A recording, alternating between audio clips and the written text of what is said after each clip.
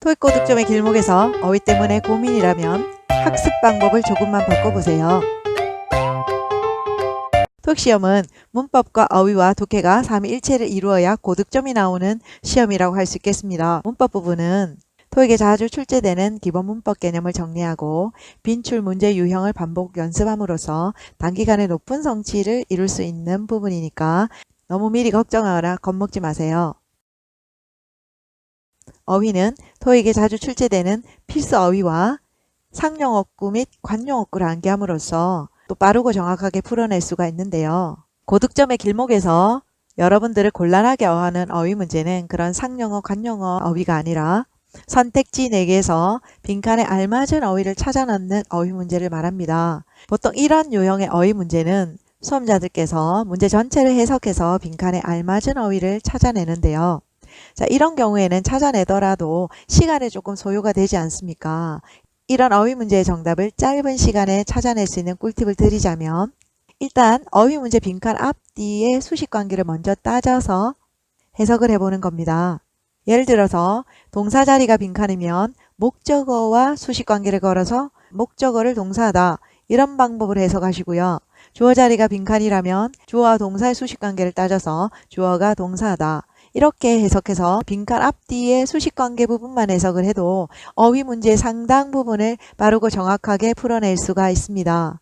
하지만요, 고배점 어휘 문제, 고득점 어휘 문제는 이 방식으로 해서도 풀리지가 않게 됩니다. 그러면 우리는 할 수 없이 전체 문제를 해석을 하게 되는 거죠. 그런데 문제 전체를 해석하더라도 정확하게 이거다 하고 답이 똑 떨어지는 것이 아니라 두 개 중에 하나가 답일 텐데까지는 접근을 가나 둘 중에 어느 것이 명확하게 답이라고 결정할 수 없는 그런 문제가 고배점 어휘 문제가 되겠는데요. 그런 문제를 망설이다가 본인은 B로 했는데 채점을 해보니 A가 답이다. 이런 경우가 참 많지 않습니까? 이럴 때 A와 B 둘 중에 하나가 답이라고 망설였기 때문에 A가 정답인 사실을 알았을 때는 정답이구나 하고 인정이 되는데요. 왜 그럼 내가 결정했던 B는 답이 아닐까? 이런 의심이 들게 되는 겁니다. 자, 이럴 때 명령사전을 찾거나 예문을 검색해서 두 어휘의 뜻과 어감 차이를 확인하는데 시간이 좀 소모가 되는데요. 영어를 전공하거나 영어에서 자기는 남다르게 확실한 실력을 구축하고 싶다 하시는 분들은 이 방법으로 학습을 진행하시면 됩니다. 하지만 단기간에 고득점을 노리는 수험자들께서는 이렇게 모르는 단어가 나올 때마다 영영사전을 찾고 예문을 검색해서 활용법을 확인하는 그런 토익커는 많지가 않아요. 그럼에도 불구하고 우리가 문제를 풀 때마다 이렇게 애매한 어휘들을 계속해서 마주하게 되는데요. 그러면 이런 어휘는 어떻게 정리를 해나가야 하냐면요.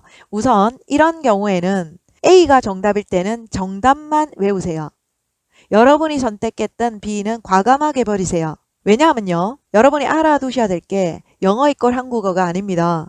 비록 한국어의 측면에서 해석을 해보면 A와 B 둘 다 문맥상 통하는 것 같지만 실제로 영어권에서 네이티브 입장에서 보면 B라는 말은 그 문맥에 걸맞지 않고 A만 문맥에 통하기 때문에 A가 정답이 되는 겁니다. 즉 B라는 말은 쓰지를 않아요.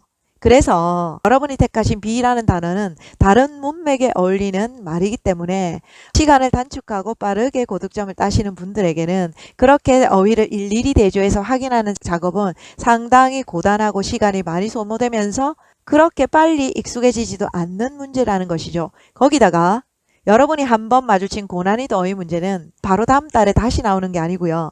심지어는 8년 동안 한 번도 다시 나오지 않은 그런 어휘들도 상당수 많습니다. 그래서 여러분들이 이렇게 애매한 고난이도 어휘 문제를 만나시면요. 정답만 외우시길 추천드립니다. 오답은 깔끔하게 버리시고요. 정답만 외우신다면 오답을 사전에서 찾고 예문을 검색해서 그 단어의 활용법에 익숙해지기까지 걸리는 시간을 정답 외우시는데 투자하신다면 여러분의 고난이도 어휘 데이터베이스가 훨씬 더 어휘 확장 면에서 유리하다고 할 수 있겠습니다.